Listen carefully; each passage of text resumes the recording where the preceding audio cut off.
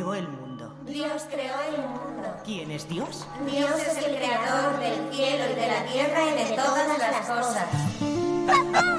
¡María! Por decirlo así, cuanto más bajamos, más retrocedemos. Cuando excavamos, miramos al pasado. Es un telescopio temporal. ¿María? ¡María! ¡Mira, papá!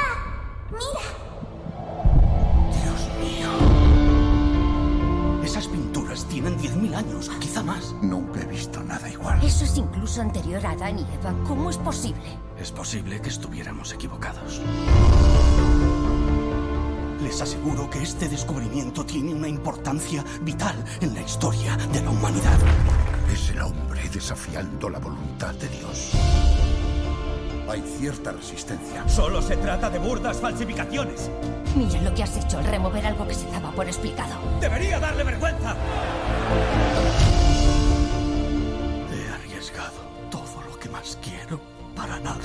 ¡Abandona! ¡Ya basta! ¡Justina! ¡Fuera! ¡Odio tu cueva! ¡Ojalá no la hubiera encontrado! Si las ramas atraviesan el camino, hay que modificar el camino. Mi deber es proteger la fe de la Iglesia. Y yo me debo a mi marido. Nadie te podrá arrebatar la verdad.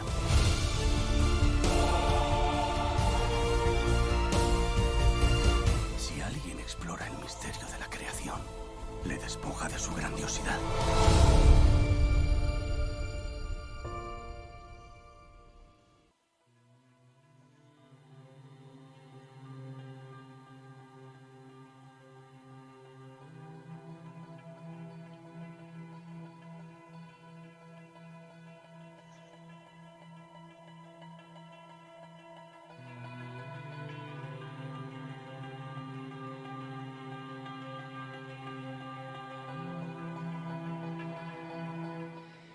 Acabamos de escuchar parte del tráiler de la película de Altamira, que con la figura de Antonio Banderas pronto se estrenará en muchas salas de cine.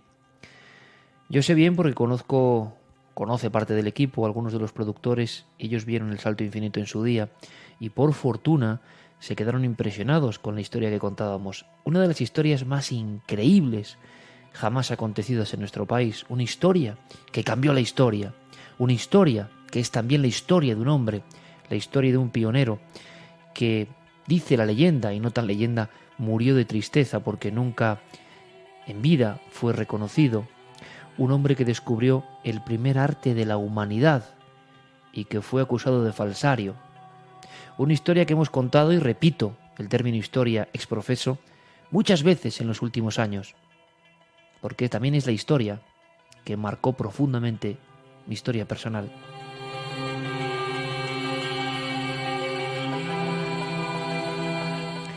El último aldabonazo de la relación que yo tengo tan compleja y tan extraña con Altamira y que me gustaría compartir con vosotros esta noche, o este día, o esta tarde, o cuando conectéis con Universo Iker, ha vuelto a tener un capítulo lleno de estremecimientos. Sautúola, el descubridor de la cueva, que ahora lo recordaremos, nunca vio la gloria, nunca vio el resultado de la aceptación mundial de que el hombre antiguo evidentemente era muy sensible y pintaba.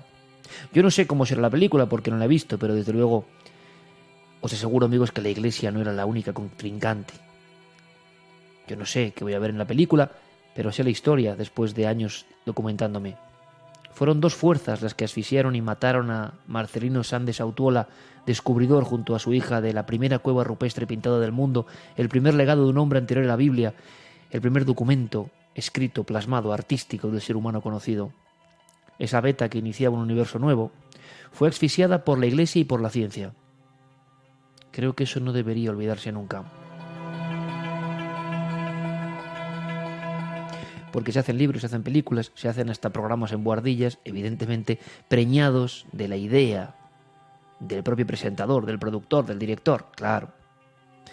Queda hasta bien decir que los párrocos, los sacerdotes, los cardenales se enfrentaron porque aquello iba en contra de la creación. Y fue verdad. No es tan fácil hablar de que los científicos, los que tenían la verdad en la mano, los que decían que Darwin en aquel momento era el principal artífice de la nueva realidad, esa que desafiaba a los dioses, es difícil, digo, decir que fueron principalmente y cara a cara en la Cueva de Altamira los que estrangularon la historia de Marcelino y su descubrimiento, los que le despojaron de cualquier gloria. El argumento era muy sencillo. El hombre antiguo, el hombre que es nuestro padre antiguo en la evolución, era tosco, no tenía conocimiento ni sensibilidad artística. Por eso fueron los científicos y no los curas los que dijeron, la culpa se reparte por igual, que aquellos dibujos, aquellas obras maestras no superadas, eran propios de pastores. Por tanto, sirva la primera aclaración. Para hacer un poco de justicia, Sautuola no tuvo a favor a la ciencia y en contra a los eclesiásticos. Marcelino San de Sautuola, descubridor del primer arte de la humanidad, tuvo a todo el mundo en contra, absolutamente a todo el mundo. Esta es la historia de un perro perdido, de un pastor llamado Modesto Cubillas, de un olisqueo en una zona maravillosa junto a Santillana del Mar. Es la historia después de una niña que va con su padre y de un padre que dice mucho de cómo es porque lleva a su niña a buscar huesos. Un padre fascinado con lo que había visto en la Exposición Universal de París y que se pregunta, ¿y en mis tierras habrá rastro de estos polémicos hombres primitivos? ¿Estos hombres antediluvianos? ¿Estos hombres que desafían a lo que dice la Iglesia? La humanidad tiene unos 4.500 años. ¿Estos hombres que están al otro lado del dogma? Por desgracia para Sautuola, era un hombre solo contra dos dogmas, el de la fe religiosa y el de la ciencia dogmática. Es verdad que para la niña llegó a ser una maldición. Para María, de 9 años, fue como el torbellino que se llevó por completo a su familia.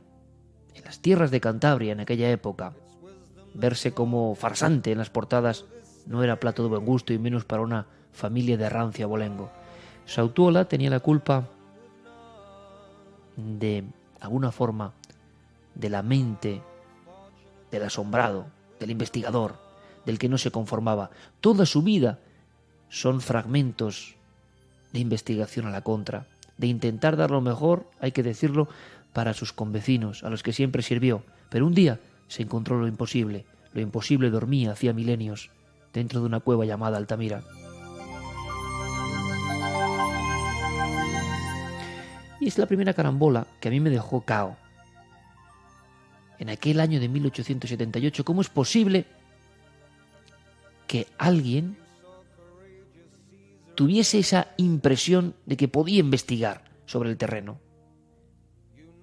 Tiempo después, el recuerdo de que un pastor en sus tierras había encontrado algo, pero ni siquiera se había atrevido a entrar en la grieta profunda que señalaba la entrada a Altamira.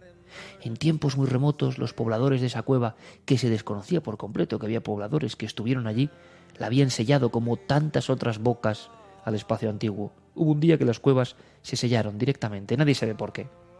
Se hicieron ritos, se hicieron quizá danzas, se hicieron algunas composiciones pictóricas y se abandonaron. Es como un mundo que se solapaba con otro nuevo que venía, el fin de una época. Todo eso olisqueó quizá el perro con su trufa buscando algún tipo de presa y se encontró con la entrada a Altamira. Así se llamó desde tiempo inmemorial Altamira, aquella zona. Era propiedad del hombre que años antes se había prometido investigar sobre el hombre antiguo y durante varias jornadas con su propia hija buscaba en el suelo, miraba hacia el suelo, encontró huesos, conchas, punzones. Empezaba a dibujar con entusiasmo el retrato en sus tierras de Santander de una humanidad perdida, de una humanidad que casi era soñada en aquel tiempo.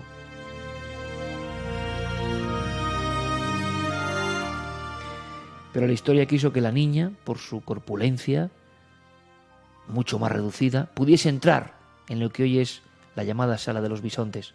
Allí se encontró con algo que era sencillamente imposible, oficialmente imposible. Y me imagino y me he imaginado muchas veces la cara de Sautuola. De inmediato, y este es el misterio de esta historia, supo que era el legado del hombre antiguo. Quizá lo que no supo es que su vida iba a ser un calvario a partir de entonces. Iglesia y ciencia no le dejaron vivir. Murió sabiendo y dejando por escrito que aquel era el primer santuario mágico. Pero murió, y hasta 20 años después no fue reconocido, cuando en Francia los mismos que le habían escupido en la cara descubrieron que había otras cuevas similares. Señor Sautuola, tenía usted razón, es el paladín, el pionero, el descubridor del arte de los primeros hombres. Sautuola lleva 20 años bajo tierra.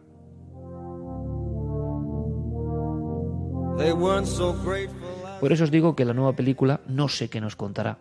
Me imagino que será apasionante. Me imagino que incluso estará por debajo de la realidad, como suele ocurrir.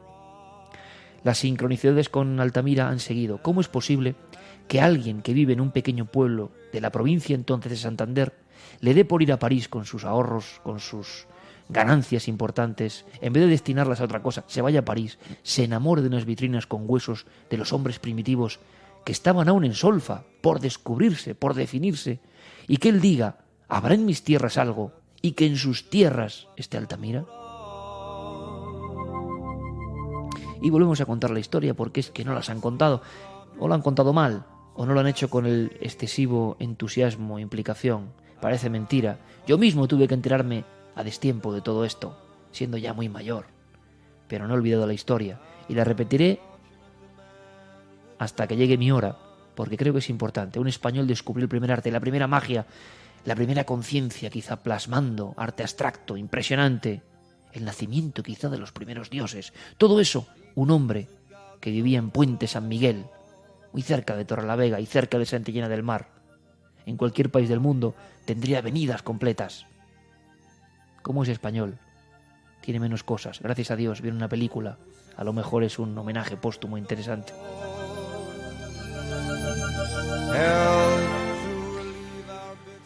La sincronicidad siguió con una experiencia personal propia, que luego intentaré desarrollar, si es posible, o contar algo.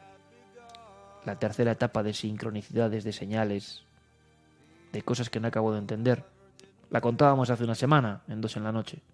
Estando de muchos kilómetros, recordando las caras de la zona profunda de Altamira, me acordé de mi amigo el chamán de la caverna, José Antonio Las Heras. Me acordé de un hombre que me contó muchas cosas, y de un hombre que no sé por qué me abrió la posibilidad de estar en aquella cueva que transformó mi vida. Las 2 horas, o la hora 45, o las 2 horas y media, porque no lo sé, no sé qué tiene que ver el tiempo, no se cuenta fácil en esos momentos, que cambió radicalmente mi vida. Esa vivencia, ese momento, fue proporcionado por una persona. Y resulta que esa persona, mientras yo, en la costa de Florida, estaba observando unas caras que me recordaban a él y a su cueva, a su querida cueva, en ese mismo instante ocurría algo que os contábamos: la muerte. Hace Sautuola de extra en esta película. Es como si repitiese cierta maldición. Estaba muy emocionado con la película, el director de la cueva de Altamira, porque sabía que era una manera, en el mundo moderno, en el mundo del show business, en el mundo del espectáculo audiovisual en el que vivimos, en el mundo global de imágenes, hacía mucho más seguro una película con un hombre como Banderas al frente, por todo el orbe, hablando de Altamira, que los miles de libros que se han escrito, o los cientos de libros. Triste o no, es la realidad. Él estaba deseoso del estreno, y no llegará nunca ese estreno. Su imagen, como la de un hombre de otro tiempo, como un fantasma de otra época, aparecerá como legado y homenaje, me imagino. Es el misterio, la sincronicidad de Altamira. No dejó a su descubridor tener la gloria. No dejó a su director, a su guardián, tener la gloria audiovisual que tanto se merecía.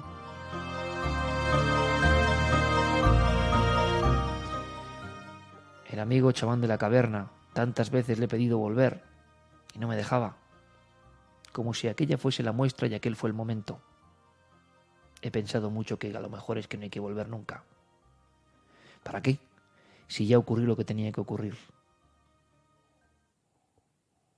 De la cueva con la luz que lleva ese intercesor, ese sacerdote, alguien diría chamán, pues también, pero sobre todo con ese intercesor que intercede con nosotros, con esas otras realidades que no vemos, pero que están, que sabemos que existen porque las soñamos, porque cuando cerramos los ojos las vemos, porque las podemos imaginar y por lo tanto existen. Pero esa otra realidad trascendente necesitamos que alguien nos la desvele. Se siente mucho, se siente una emoción muy fuerte porque en ese techo, en ese lugar, pasaron muchas cosas y muchas personas a lo largo de milenios. Yo soy cántabro desde hace 15 años, ¿no? Y aquí supe de un refrán, aldea pequeña, infierno grande. Es que el descubrimiento de Altamira se produce cerca de Torrelavega, cerca de Santillana del Mar, ¿no? Que en ese contexto se encuentre la obra maestra del primer acto de la humanidad no le va a creer nadie.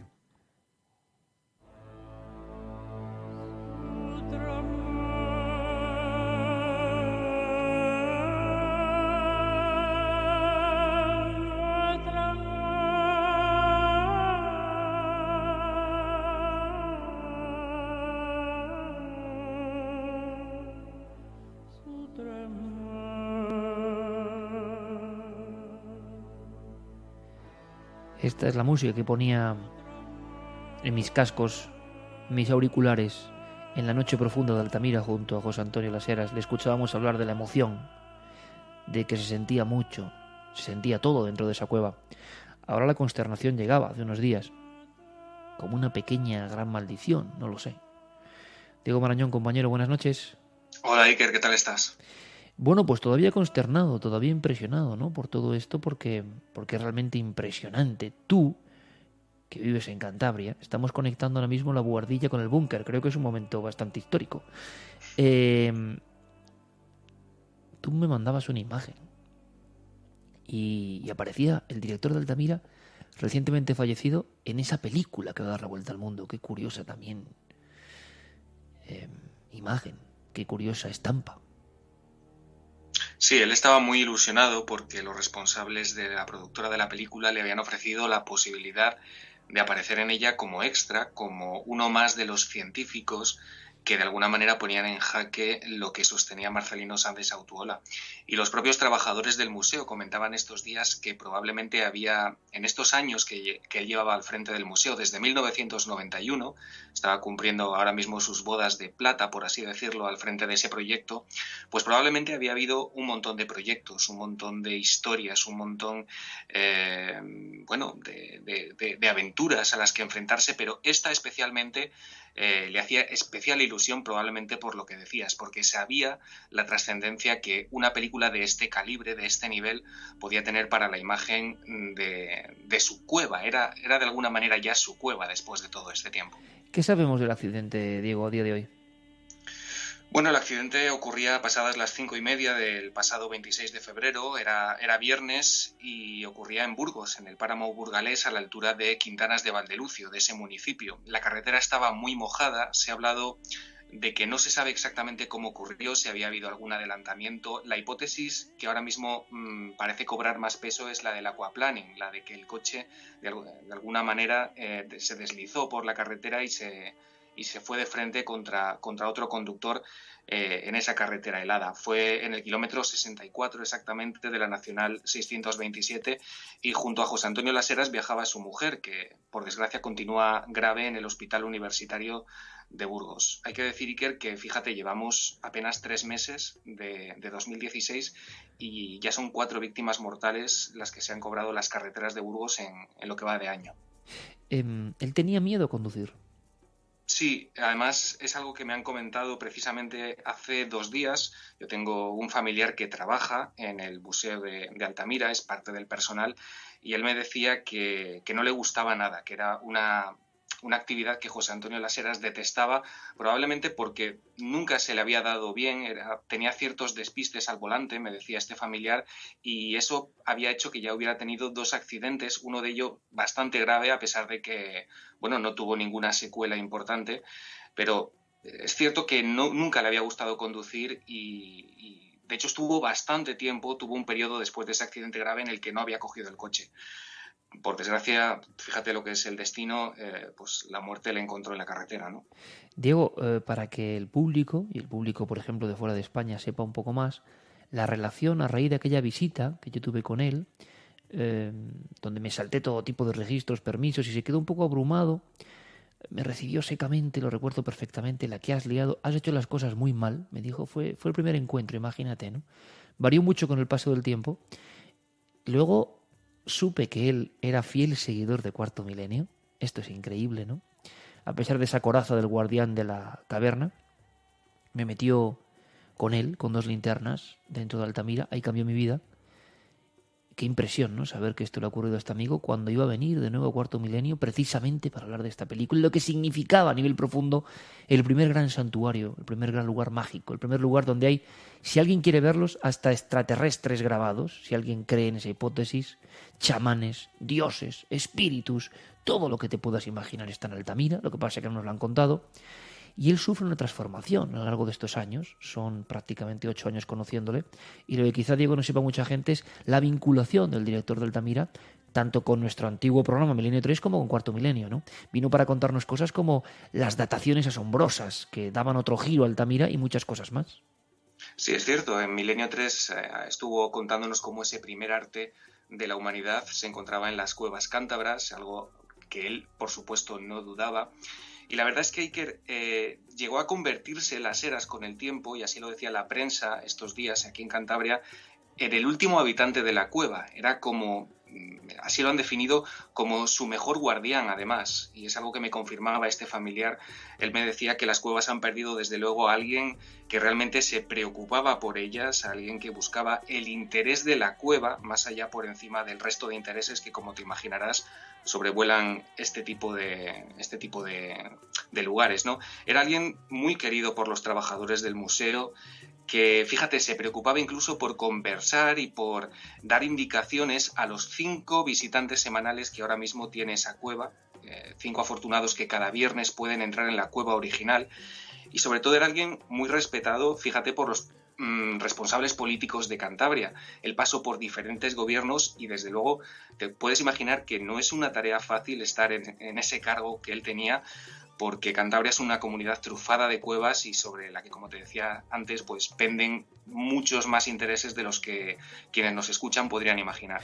Cuando salimos al exterior hicimos una entrevista, estábamos los dos transfigurados ya por la experiencia, yo sobre todo evidentemente, esa experiencia tremenda, vivísima, inolvidable, y en la entrevista que él me concede después ya era otra persona, José Antonio Las Heras. Le pregunté si el primer santuario y me dijo, lo recuerdo perfectamente, mira Iker, aquí han estado personas llorando, amando, invocando a los dioses, y sobre todo estaban los intercesores, aquellos que conectaban con ese otro lado de cosas que existen porque les están viendo. 15.000 años mínimo de este tipo de ritos. Si eso no es un santuario.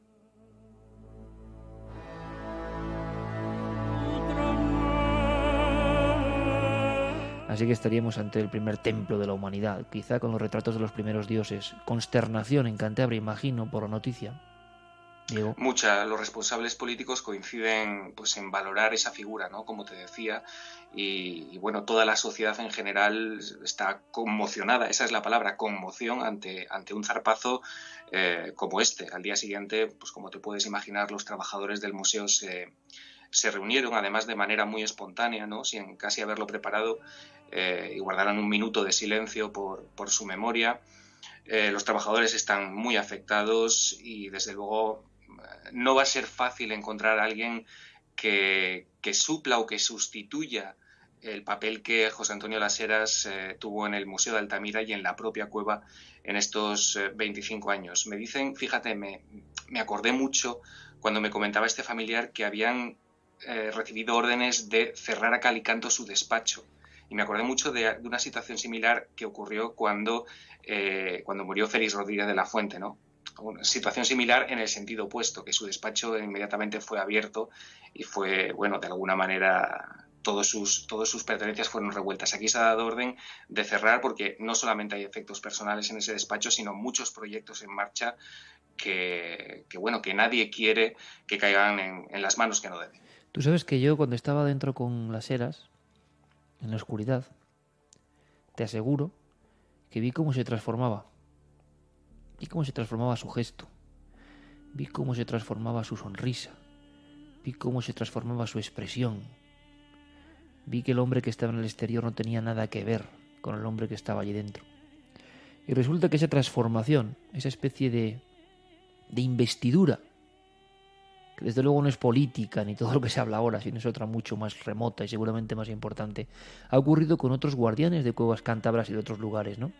Es la mimetización, ¿no? entre una persona y ese entorno que acoge a quien quiere, y esa especie de locura, entre comillas, de alguien que ya vive entre las sombras, está casi más a gusto entre las sombras de su cueva, entre las grietas, entre los dibujos, entre las seguras voces y expresiones que se escuchan en las cuevas, que casi en el exterior, donde se siente perdido, ¿no? 25 años dentro de una cueva son muchos años. Vamos a ver si esta noche podemos contar esa historia extraoficial que tanto nos marcó. Diego, gracias. Me hace mucha ilusión que la primera conexión, no puede ser de otra forma, sea de la buhardilla de Universo Iker al búnker de Cuarto Milenio. Un abrazo fuerte, Para mí amigo. es un placer, Iker, gracias. Un abrazo fuerte, amigo. Otro.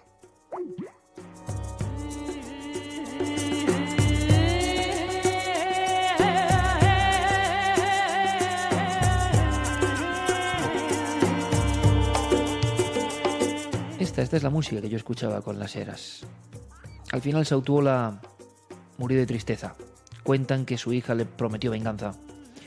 Como os decía, 20 años después, amigos, los franceses, los mismos que él había llamado porque nadie le creyó, junto con un catedrático, Villanueva y Piera, los dos únicos que vieron que aquello era algo impresionante y que exploraron la cueva, una cueva mágica como pocas.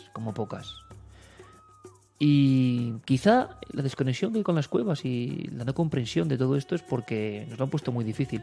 Los científicos dijeron que debían ser pastores, que habían cargado a un pintor mudo, así de claro, Ratier, un francés, copiar las pinturas, hacerlas, cuando el pobre hombre solo hizo un calco para ver cómo estaban distribuidas.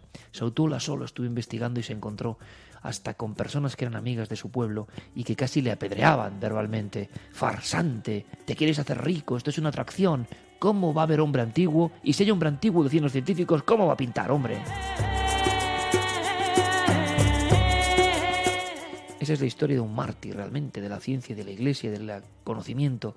Un mártir a contracorriente, pero Sautuola dejó unos libros que yo tengo aquí, los tengo aquí mismo, los estoy tocando, donde el primer hombre, sin ningún tipo, amigos, por favor, analizad esto, decidme, ya sé que soy muy pesado, decidme si no es milagroso, un hombre sin nada a favor, sin nada con base sólida en la que se pueda fundamentar, hace un librito que es perfectamente legible hoy y que acierta en todo. Cree que es de la época antediluviana, paleolítica, que son esos hombres antiguos los que han dejado una especie de santuario invocando a sus dioses y a sus misterios, y eso al final se cumple, y él dice que tiene el impacto, la impresión, algo que no es lógico, que le conecta con todo eso. Murió conectado con todo eso. Sabía que tenía todo el mundo en contra, ciencia y iglesia en contra, que no digan lo contrario, en contra, hasta el final de sus días, y no se bajó del burro, no se bajó de su verdad. Intuía desde el principio en el alma que ese era el mensaje, para él de alguna forma, el sufrido mensaje que tenía que dar al mundo, el mensaje de que mucho antes de nuestra religión conocida, mucho antes de nuestras culturas conocidas, mucho antes de la cronología conocida del hombre, hubo otros hombres y mujeres y niños en esa caverna, en su propio universo, y que ahora de forma casual su propia hija había descubierto, con un grito: «Mira, papá, toros en el techo». ¿Os imagináis la cara de Sautuola viendo lo imposible? Y luego viendo ese catedrático que va con él, que es el único de los 300 catedráticos que le hace caso. ¡El único! ¿Os imagináis con el candil? Así lo contamos en El Salto Infinito, que si a alguien le interesa esta historia, si alguien va a ver la película, que acude en ikerjimenez.com, amigos, a El Salto Infinito, que Guillermo León siempre lo tiene ahí. Permanente, porque queremos que siempre esté como un legado de lo mejor que hemos hecho, creo yo, o de lo mejor que hemos hecho. Con un play. 2008 viajamos por Francia y España rodando cuevas, Carmen y yo y todo el equipo, y estuvimos en Altamira. Hay que volver a esta historia, hay que saber que fue un español, hay que saber que la reacción ocurre ahora seguro en otros muchos temas: la codicia, la envidia, el no comprender que hay cosas a veces inexplicables. Aquello era inexplicable y por eso lo enterraron. Y con el entierro de las pinturas, que fueron maldición para Sautuola en aquel momento, la propia vida de este hombre taciturno, que le veían vagar solo, meditabundo, pero repito, nunca se bajó del burro, sabía que tenía la verdad, intuía, casi a nivel sanguíneo, que aquellos hombres se habían comunicado con él. Ese era su mensaje a través del primer arte.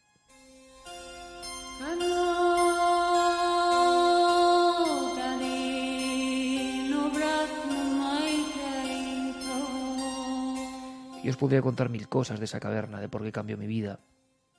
Muchos no lo entienden. Y a lo mejor no tienen por qué entenderlo. Yo era un hombre que no sabía mucho de la prehistoria. Y era un hombre apasionado con los temas que a todos nos gustan. Pero de pronto algo sucedió cuando José Antonio Las Heras, el hombre que ahora nos ha dejado, el hombre que ha perdido la vida en el páramo, al mismo tiempo que yo estaba pensando en él, es curioso. Es una simple casualidad, claro que sí.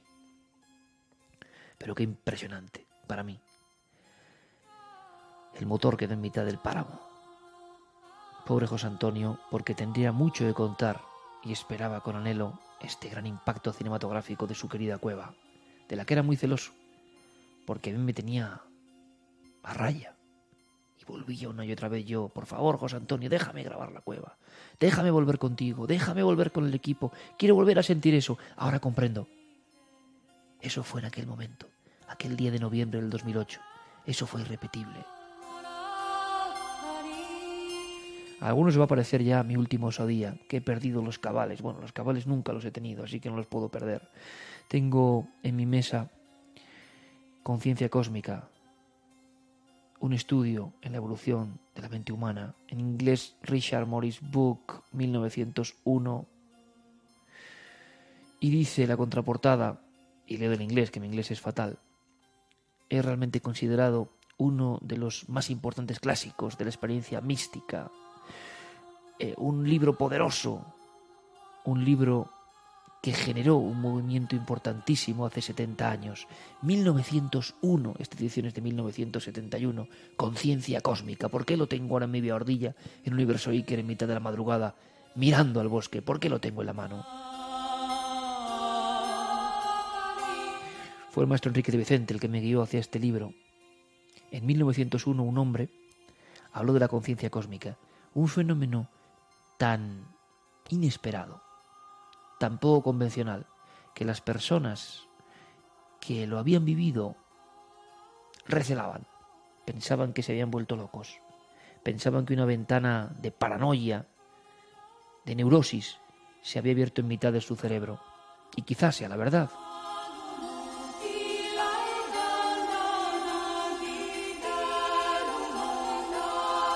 Yo no sé a mí qué me ocurrió, yo no sé si soy un neurótico o un paranoico, no lo sé. Lo que sí sé es que no era igual antes y después de esa cueva. La cueva no solo de los bisontes, sino de las caras de la cola de caballo. Tremendas. Yo no llegué a estar frente a ellas, en la cara de caballo, porque no se podía entrar. Había una especie de aguacero en esa zona de la cueva. Estábamos Autola y yo ese día solos. Había unos medidores y veía las formas, pero no con el detalle que yo hubiese querido. Sí que vi otras figuras impresionantes de lo que llaman antropomorfos.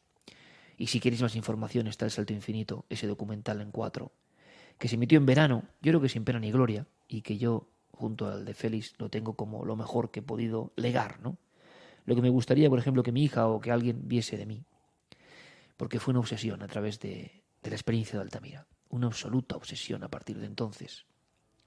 Yulunga, lo que estáis escuchando, se llama Danza de los Espíritus y me acompañó en aquel viaje en la soledad.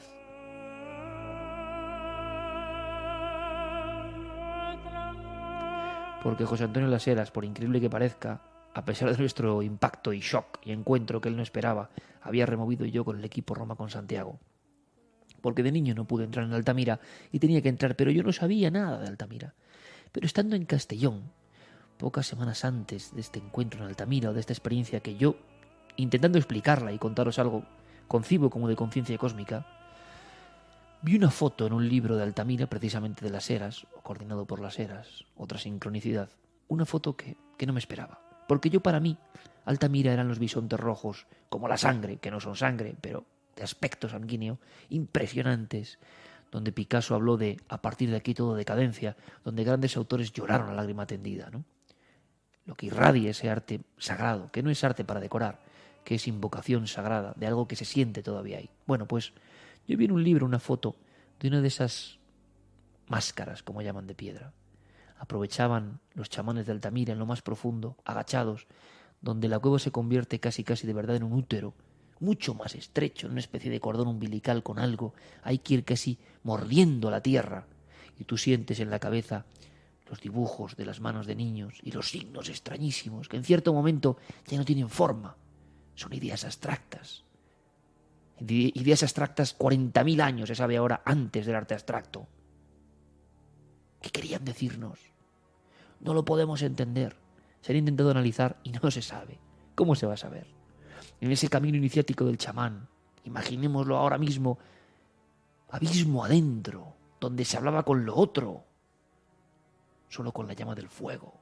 Me lo estoy imaginando ahora penetrando ahí. ¿Qué podías sentir tú, chamán de Altamira, en aquel momento?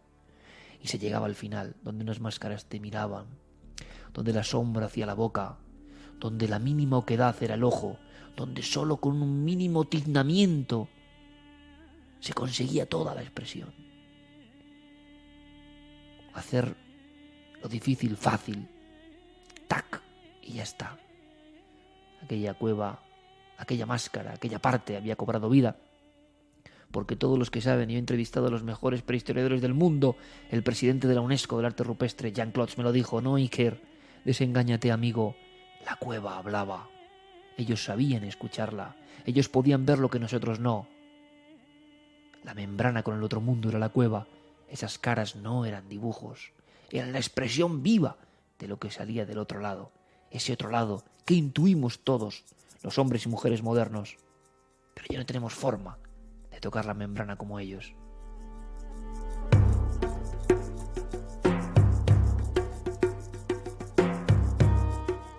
Y yo entro en Altamira con José Antonio Las Heras sin saber lo que me iba a encontrar. Aquella foto me predispuso, dije, tengo que estar. Resulta que no solo hay bisontes, hay seres extraordinarios, y sentí un estremecimiento, sentí un vibrar en mi alma cuando vi aquella foto, que supe que tenía que estar allí y lo conseguí. Lo que yo no sabía es que iba a tener esa duda, incluso, como dice Maurice Bucke, el psiquiatra que hace Conciencia Cósmica en 1901 en Canadá, hablando de esas experiencias que te convulsionan. Conciencia cósmica, ¿por qué? Voy a intentar explicarlo. Pero yo no intuía que eso me iba a ocurrir. Pero ya al pasar la cancela de Altamira, ya al sonar los goznes cerrándose detrás de mí, ya al saber que José Antonio Las Heras y yo, con 2 haces de luz, con 2 pequeñas linternas, entrábamos en el primer santuario de la historia, que yo sabía que su descubridor era el primero, cosa que en España es que no se sabe, que no había arte rupestre antes de Altamira, que no había cuevas prehistóricas antes de Altamira, que fue demasiado pronto, se adelantó al tiempo, 20 años, que no nos lo enseñan, es increíble. ¿Hasta qué punto tiramos tierra sobre nuestra historia? ¿A quién molesta que Sautuola, bisabuelo de Botín, muriese de pena, sin ser reconocido? Yo lo grito ahora, en 2016, ¿a quién molesta? ¿A la Iglesia molesta? ¿A los científicos ortodoxos que creen que tienen siempre la verdad molesta? Molesta, es lo que sé. Aquel hombre murió sin ser reconocido, el padre del arte más antiguo de la humanidad. Cuando se descubre Père Nompère, Les Convarel, todas las que salen en Francia, es cuando los franceses, que repito, le habían escupido, yendo a Altamira con él, viendo las pinturas con él como el último clavo al que aferrarse. Tendré que llamar a los franceses, que ellos sí saben apreciar esto. Están en la prehistoria, pero la prehistoria en aquel momento eran huesos, eran hombres antediluvianos. Esos hombres eran primitivos, lo decía Darwin. Unos tenían la Iglesia, el dogma, lo que decía la Sagrada Escritura, y otros tenían al sagrado Darwin. Era un hombre hosco, era un hombre tosco, era un hombre sin criterio y, por supuesto, arte, ni mente simbólica. Aquellas pinturas había que ser un necio, muchos lo eran, para no darse cuenta de que lo que mostraban era todo lo contrario, que aquellos hombres seguramente eran más sensibles que hoy nosotros, aquellos hombres eran más artistas. Un Picasso lo supo, un Rafael Alberti lo supo, un Miró lo supo. En cuanto las vieron, aquello es prodigioso. Yo he estado con mi padre en las cuevas rupestres y mi padre, que es pintor, se le saltaban las lágrimas. Pintor moderno. Hay recursos, hay trazos no superados. Hace 40.000 años. ¿Qué mentes tenían aquellos hombres, mujeres, niños, chamanes? ¿Qué no nos han contado de lo que pasó en aquellas cuevas durante milenios? Y con todo eso en la cabeza, José Antonio Las Heras me enseñó su cueva, y conforme pasaban los minutos yo veía que su rostro se transformaba, y ahí le llamé chamán de la cueva, el guardián de la cueva. ¿Por qué me dejaste ver, guardián, la cueva? Si tenía todo en contra. Se había entrado como al pie.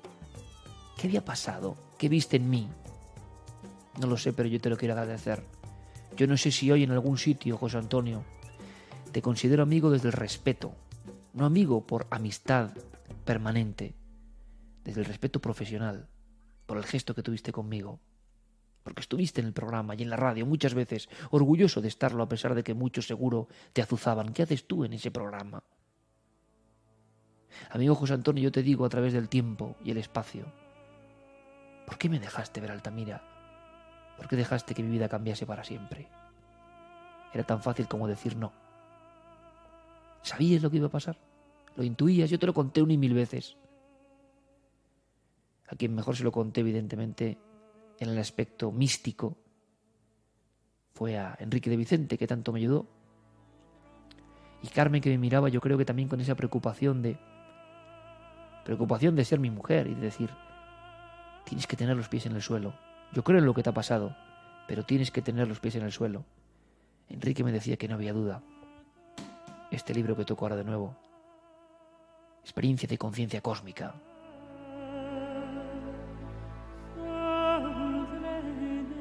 Le pedí a José Antonio Las Heras con esta música que estoy escuchando ahora que me dejase a solas. Lo he contado muchas veces, lo que no he contado es lo que vino después. Me quedé en la sala de los bisontes después de recorrer toda la cueva con él. Las partes más importantes, absolutamente sobrecogido. Y me puse el iPod en aquel momento, se lo mostré a él y me sonrió. Esa sonrisa es la que tengo grabada, cuando en Miami estaba viendo yo unas figuras que me recordaban a las caras de la cola de caballo, a las máscaras de aquellos seres, que son los guardianes primitivos de Altamira, antes de los bisontes, muy antes. Y en ese momento moría en el páramo, en ese preciso instante, a esa hora prácticamente. Sonrió y me dijo, te dejo, me dijo, y se alejó. Os contaré un secreto. Cuando el chamán de la cueva, José Antonio Las Heras, que quizá ahora me esté escuchando, no lo sé, me dejó, y vi cómo su rostro se alejaba en la oscuridad milenaria de Altamira, en el ombligo del mundo. Ese instante yo lo he escrito en varias novelas, que luego he tirado, porque no sabía contarlo.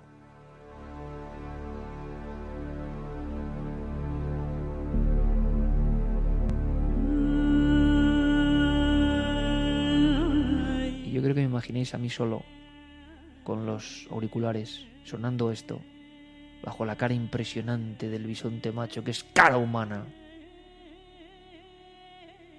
Es una cara humana. Pero es mitad dios, mitad bestia y mitad hombre. Es un extraño ídolo, que a mí me recordó a esos toros alados de la Mesopotamia, pero 30.000 años antes. Santo Dios, ¿qué era eso? ¿Qué poder el de ese ojo redondo? Os juro que nunca un ojo, yo que no he tenido educación religiosa y que me he aproximado a las religiones o al cristianismo o a otras por interés, por investigación, y que he sentido las cosas buenas que tienen y identificado las cosas malas que deben tener, claro, pues nunca he sentido algo como la mirada de ese ojo. Intenté escribir, con buenos editores, los mejores, apoyándome. Venga, Iker, tienes que hacer la novela solo por lo que nos has contado. Y fui incapaz. Fui absolutamente incapaz. Como seguramente seré incapaz esta noche, o este día o esta tarde, de contaros en Universo Iker esto. Pero ese bisonte que está cerca de tu cara tenía tal poder, tal majestad, tal potencia, tal mensaje sobrenatural, que en un momento dado y con esta música que escucháis, yo me puse como en posición fetal en aquella oscuridad, apagué la linterna, y cuando no es que me asustase, cuando sentí algo reverberar en mí, es al percibir perfectamente que a pesar de la oscuridad podía oír y ver todo eso. En mitad de la oscuridad, hecho un ovillo, yo solo en la cueva de Altamira, con el director ya afuera, en la parte exterior. Allí dentro yo, no sé por qué me dejó, agazapado en mí mismo, en el vértigo más grande que he sentido. Yo percibía ese ojo redondo de un bisonte que tiene cara humana y barba casi enhiesta, que sonríe. Sonríe porque no es malo. Y si alguna vez en la vida se siente a Dios, yo allí sentí a Dios. Ponedle el nombre que queráis. El relojero cósmico, el gran padre, el profundo, yo qué sé. ¿Qué importa el nombre? Debajo de ese ojo redondo, yo sentí algo que era afable. Y entonces, ¿por qué me va a avergonzar contarlo? A mí, que pido que los demás no tengan vergüenza en contar lo imposible y no dar vergüenza contarlo. Entonces yo sentí que era como el espacio. Como el espacio. Que la bóveda de la caverna de Altamira, en aquel momento yo quizá en brazos en cruz, tumbado hacia arriba, no sé si con los ojos abiertos o cerrados, no sé nada. Yo me sentí inmerso en el espacio. Era un espacio que giraba. E instantáneamente a mi alrededor, ¿cómo definirlo? Inefable, no llegan las palabras, pero como la presencia de generaciones y generaciones. La presencia humana, la presencia del alma humana, del hombre que no sabe cuál es su destino, del hombre perdido en la vida pero consciente de su secreto, de su misterio, de miles de hombres y mujeres y niños que me observaban, como la larga estirpe de nuestra especie, como el milagro que somos. Y sentí, sin lógica, sin certeza, sin pruebas, sentí que realmente éramos un milagro. Al margen de cualquier cuestión religiosa, os lo aseguro, no está uno para enaneces ni pequeñeces en un momento así.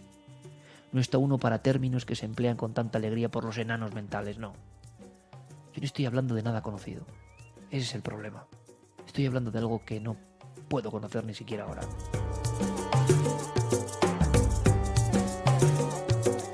En aquel instante, con esta música de fondo, en esa experiencia, algunos dirían de trance chamánico, yo no creo ser un chamán, pero yo qué sé, de forma inesperada, como ocurre en la conciencia cósmica que decía Maurice Bucke. Maurice Bucke habló de esa conexión con el cosmos, con el todo, la comprensión inefable. Luego no puedes contarlo, pero lo sientes y genera un cambio en tu vida tremendo, fuerte como una presa, imposible de frenar. Lo invade todo. Nada de lo que hagas va a estar lejano a esa experiencia. Cualquier persona que veas va a estar filtrada en el fondo por los valores instantáneos que se te han metido por esa experiencia. Maurice Bucke murió después de hacer ese libro. Tropezó con el hielo en su casa de Canadá y murió. Su legado fue conciencia cósmica. Habló de algunos ejemplos de personas que habían tenido esa experiencia. Va más allá de una trascendencia religiosa. Va como un sentido profundo de amor por la creación, por lo que somos. El estremecimiento por la célula, por la planta, por el cielo, por el misterio, por el niño, por la niña, por la sonrisa, por un insecto, por lo que sea. Es como un estremecimiento brutal del palpitar de la vida. En algunas palabras de Félix yo he sentido eso. Pero esa expresión tan dura, tan fuerte, ese torbellino, me tenía ya agazapado. Yo no sé qué tiempo podía ocurrir, cómo podría transcurrir. Sentía que estaba rodeado de personas. No eran personas. Serían espíritus, no lo sé. Eran presencias viejas. Y no eran desagradables. Como no era nada de la experiencia que yo tuve.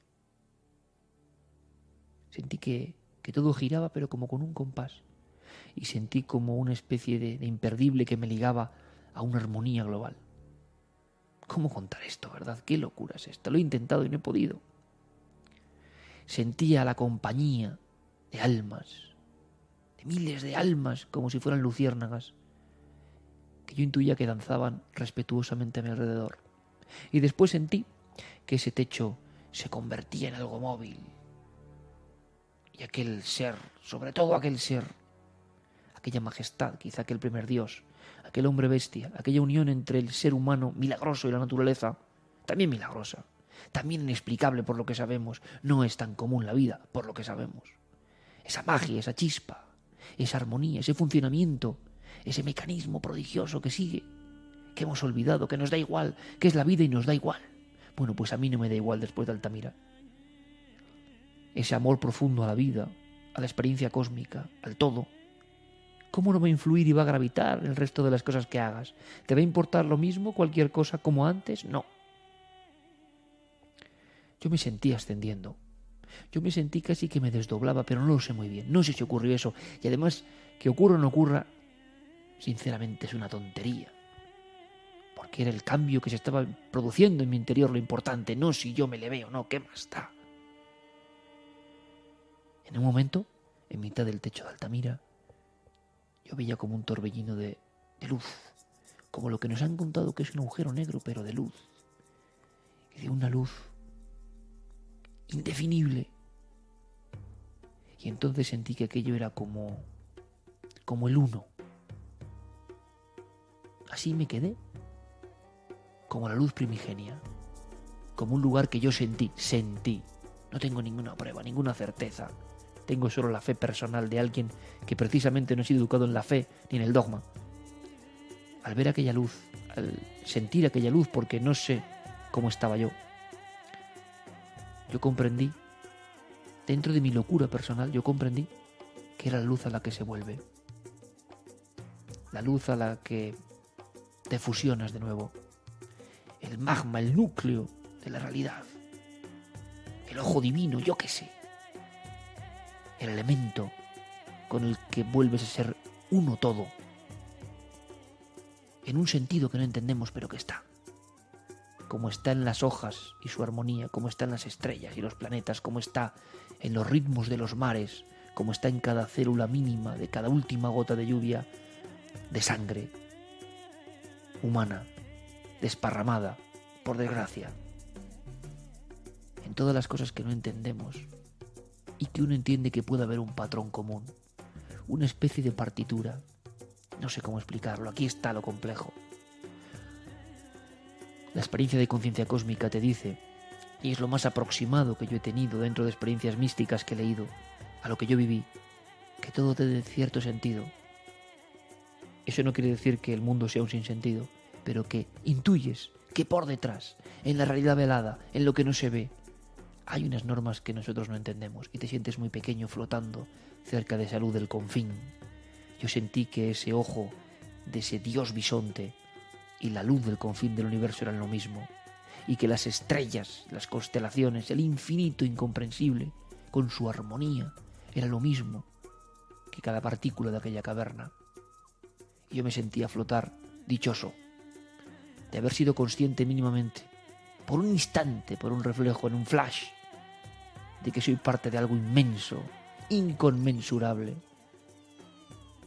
que desde luego no soy una carcasa de material orgánico, sino que hay algo que mueve todas esas piezas, que tiene ese anhelo de trascendencia, de elevación, que nos lo quitan a martillazos conscientemente. Pero esa libertad que yo sentí no la he vuelto a sentir nunca, ese esplendor, esa luz con la que sentía fundirme, esa experiencia que transmutó. Yo sentía, si me apuráis, haciendo un símil metafórico, el sonido de cada célula mía transformándose, intentando quitar la impureza, tanta impureza que yo tenía, que debo tener, que tenemos todos, ¿no?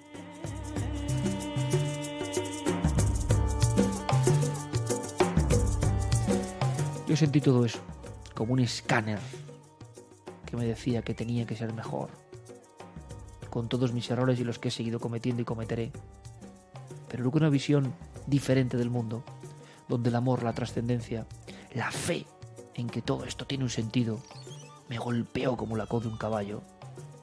Alegremente sentí ese galope en mi sangre y sentí la armonía de toda esa gente, con una presencia femenina fuerte también, que me observaba. Las almas viejas yo las sentía a mi alrededor, como con un mensaje de futuro. Y os juro que salí de aquella caverna como con la cara de un zombi. Y os juro que salí con la conciencia absoluta de tener una misión. Claro, no es eso de paranoico, no es eso de mentecato, no es eso de loco, no es eso de neurótico. Y digo yo ahora, y no es eso etiqueta, porque a veces pasan cosas, iluminaciones, no buscadas. Pero yo he cambiado. Con mis mensajes seguro que he quitado a mucha audiencia que ahora mismo se aburre, no entiende nada y me llama enloquecido. Pero ¿cuántas otras personas, y lo sé muy bien, han sentido algo similar? No es sí que era el elegido, que no, que puede ser en cualquier momento, que puede ser en cualquier instante, que puede que no sea un lugar mágico, porque eso ocurre dentro de nosotros. Experiencias como la de Book, el poder de la hora, de Toll, otro gran libro, en mitad de la nada, de la desesperación en ocasiones, de la rutina, de lo anodino de la vida y de repente ¡pam!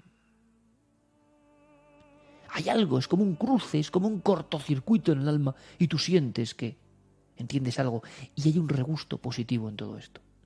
Y uno dice, bueno, si estamos rodeados de drama, fíjate lo que le ha pasado a tu propio amigo, a las eras, al guardián que te permitió esa experiencia. Yo no lo sé qué sentido tiene, pero intuyo que hay un sentido. Ese es el cambio.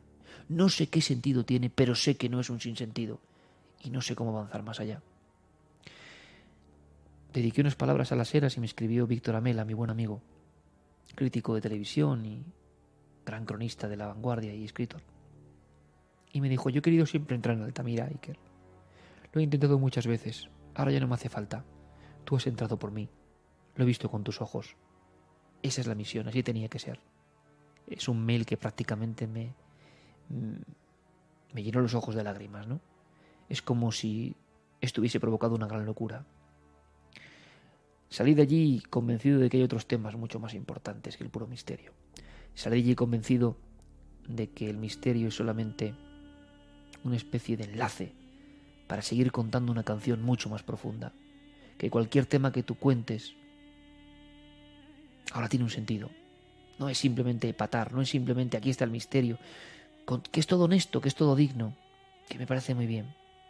No es ser el más importante, el que más vende, el que más... que también es importante y está bien y uno tiene deseos de éxito, está muy bien. Pero aquel día de noviembre de 2008 todo cambió para mí, absolutamente. No sabía explicarlo, pero ha cambiado. Y yo soy hijo de aquella experiencia.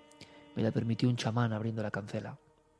Que ahora no está, o sí que está, o está más que nunca. Yo no lo sé.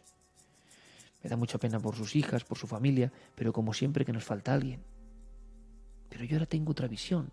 Esa es la diferencia. Eso es lo que me ha dado Altamira. Y ahora sé que posiblemente hay un sentido que se me escapa.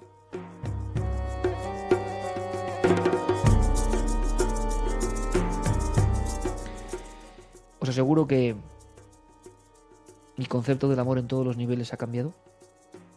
Me he esforzado profundamente en crecer en el amor. Habré cometido mis errores como todo el mundo a todos los niveles. Pero me he esforzado. He sentido que ese era el camino. He sentido que tenía que tener una disciplina en la búsqueda de salud de nuevo. He sentido que hay que volver a salud algún día y que seguramente solo se vuelve a la luz mereciéndoselo. Uno. Qué políticamente incorrecto es esto, ¿eh? Pues eso también me enseñó Altamira. No puedo olvidarme de aquella experiencia. La llevo conmigo. Impregna todo. Para desgracia de muchos que honestamente solo quieren más espectáculo, misterio, casos, datos, que sí, que sí. Que sí. No les culpo. Pero a mí me mutó la cueva de Altamira. A mí me mutó aquella experiencia. A mí me transfiguró. Y os juro que he visto en mi vida que todo me ha ido mejor. Puede ocurrir cualquier cosa, por supuesto. Pero mejor ¿en qué sentido? En que yo me he sentido más realizado. En que yo he sentido que tenía sentido la cosa. En que yo he sentido que abordar el asunto de Félix hubiese sido, por ejemplo, totalmente distinto antes de la experiencia de Altamira. Yo no hubiera sido padre de la misma forma antes de la experiencia de Altamira. No hubiera tenido amistades inquebrantables y cósmicas si no es por la experiencia de Altamira. No me hubiera emocionado con 1000 cosas si no es por la experiencia de Altamira. A lo mejor no hubiera hecho esto que estoy haciendo ahora si no es por la experiencia de Altamira. Hubiera hecho otras cosas. Y muchos las hubieran amado mucho más. Pero a lo mejor nuestro camino tiene que bifurcarse. Porque Altamira lo que me enseñó es que tiene que ser uno fiel a esa verdad que ha descubierto. Ojalá os encontréis con algo parecido. Solo os puedo decir eso. Ojalá tengáis vuestra propia Altamira. Ese ascenso, ese vértigo, esa sensación de que la humanidad entera te acompaña. La buena humanidad te acompaña. La noble, lo más noble del espíritu humano que queda, te acompaña. Y la luz, y el verdadero Dios, que no tiene quizá forma ni nombre, que gravita sobre todo, que está en cada hoja, en cada gota, en cada sonrisa, en cada animal que nos mira, en cada cosa que entendemos y que no entendemos. Te sientes muy pequeño, pero honrado de haber formado parte de este juego maravilloso que es la vida. Quizá irrepetible, no lo creo. La luz nos aguarda. Eso me enseñó Altamira. La luz nos aguarda. Y también me enseñó que hay que defenderse. Hay que defenderse de lo oscuro. ¿Por qué soy tan pesado con esto? Con lo oscuro, con lo terrible, con lo abyecto, con lo que nos aparta de salud. ¿Por qué cada 2x3 estoy lanzando soflamas para algunos moralistas trasnochadas? ¿Por qué todo después de Altamira? No lo sé. Pero aunque perdiese toda la audiencia del mundo, aunque no me quedase un oyente, aunque mi único oyente fuese yo mismo, me seguiría contando la misma historia.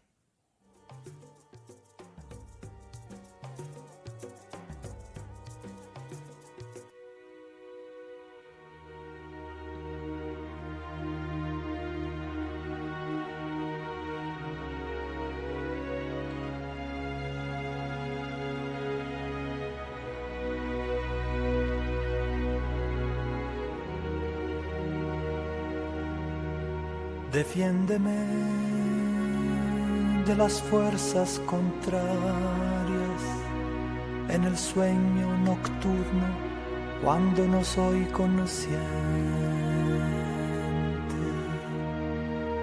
Cuando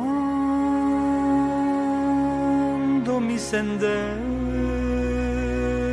se hace incierto y no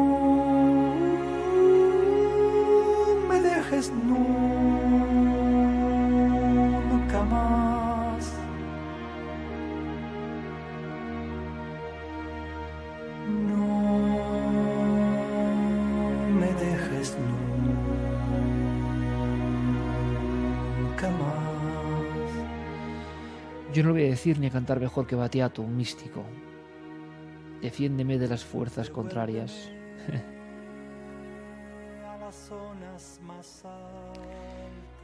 En el sueño nocturno cuando no soy consciente.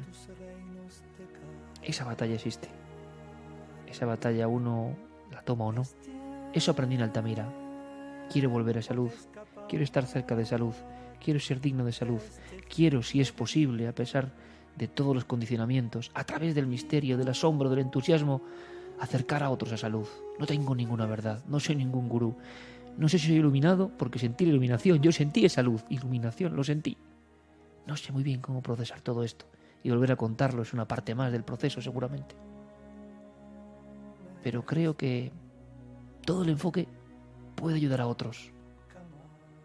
Puede ayudar a otros. ¿Estoy yo aquí para dar miedo? ¿Estoy yo aquí para hacer audiencia? No.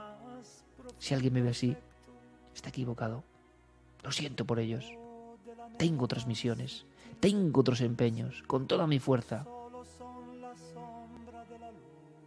Porque pretendo seguir en esa búsqueda. Aunque esa luz, ese sentimiento, lo que yo vivo en Altamira, sabéis amigos, no se marcha. Queda contigo, hay que cuidarlo. La oscuridad te rodea, te intenta apartar. Tienes que ser una asceta de ti mismo, intentar pelear. Le puede pasar a cualquiera, os puede pasar a cualquiera, estoy convencido. Que no os quiten eso de la cabeza. La luz está ahí. La luz prodigiosa de Altamira está por todas partes. No vive en una cueva, pero allí la sentí yo. Y así os lo he intentado contar. De la mejor forma que he podido. Seguramente sin lograrlo, ¿verdad? Hay cosas inefables, cosas por encima del lenguaje, cosas por encima de cualquier estructura lógica, pero que nos transforman para siempre.